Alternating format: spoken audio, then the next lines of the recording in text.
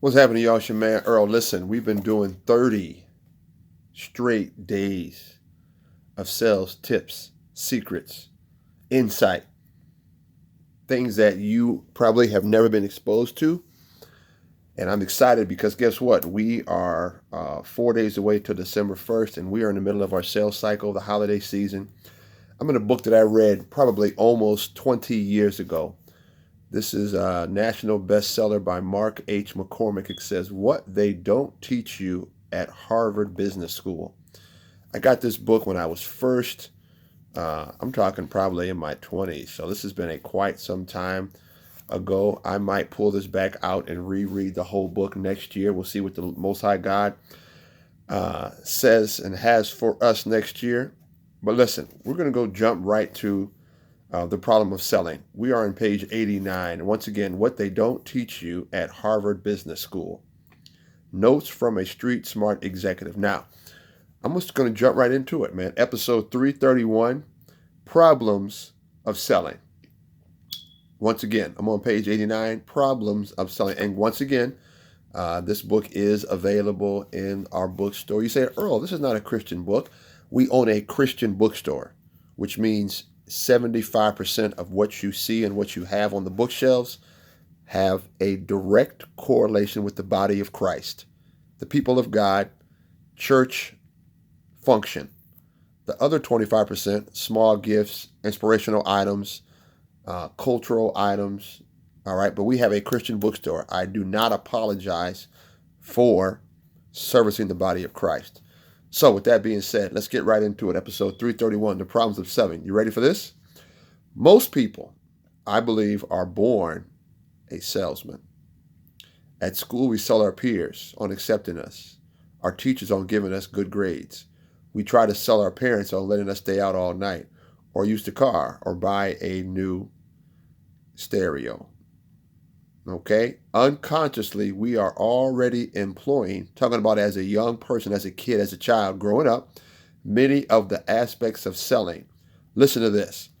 Powers of persuasion, the art of negotiation, and the ultimate teenager's tactic, never take no for an answer. All right? And yet, the art of selling is the conscious practice of a lot of things we already do and know unconsciously. Listen, episode 331. The problem of selling is this: we forget how to sell.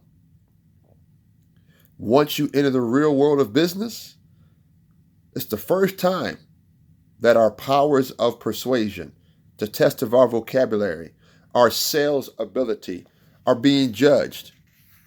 Okay? That's the issue. The issue is when we enter the business world, our skills that we grew up using unconsciously are now being judged. And guess what? Though that level of judgment can be extremely intimidating. Now, why do we lose focus? Why do we lose motivation? Because we don't think that selling seems important enough. Come on, Earl. What are you talking about? All right. Back in the days, 25, 35, 40 something years ago, historically, the quickest way to the top of any company was through sales. I'm going to say it again. We talked about this at the top of the month. 70% of all billionaires and multimillionaires have a history in direct sales. That's not by accident. Historically speaking, the quickest way to the top of any Fortune 500 company, Fortune 1000 company was through sales. Nowadays, business schools teach management, not sales. And you have people who have arrived at companies with MBAs that have no sales background. Now, am I being a little firm? I am being firm. Okay? What's another problem with selling? Selling seems to be an intrusion upon people's personal lives. Back in the days, you had no problem knocking on the door. Back in the days, you had no problem cold calling. Back in the days, you had no problem sending out postcards.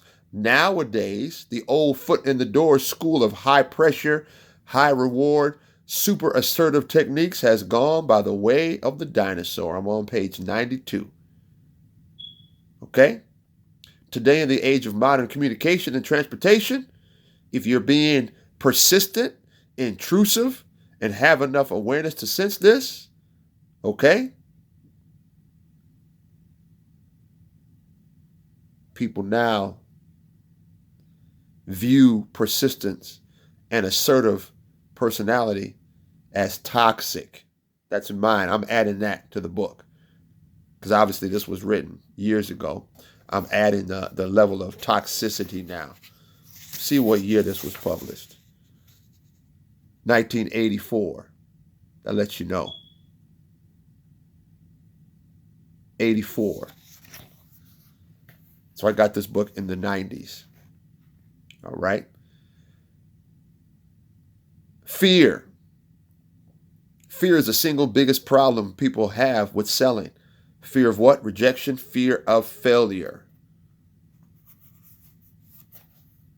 What's the problem with selling? So much of selling is a product. So much of selling is a service. So much of selling anything is selling yourself, putting your own ego on the line. And guess what? Nobody wants to be rejected. Nobody wants to get their feelings hurt. And guess what? High risk comes high reward.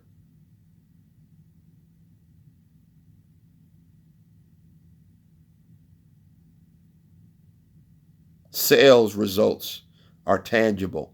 Numbers don't lie. We talked about that. Sales are so measurable, black and white.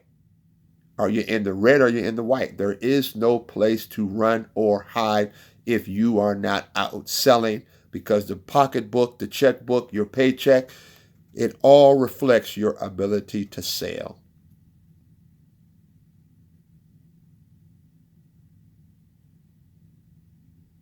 Problems with selling. So how do you get over it? I'm glad you asked. If you aren't afraid to fail, then you probably don't care enough about success. Earl, what'd you say? Earl, how do I get over it? Glad you asked. If you aren't afraid to fail, then you probably don't care enough about success. Listen, episode 331, problems with selling. I'm going to repeat myself. If you aren't afraid to fail, then you probably don't care enough about success. God bless you. God keep you. It's Monday morning, Monday Madness, November 27th. God bless you. God keep you. Episode 331, problems with selling. God bless you. Peace.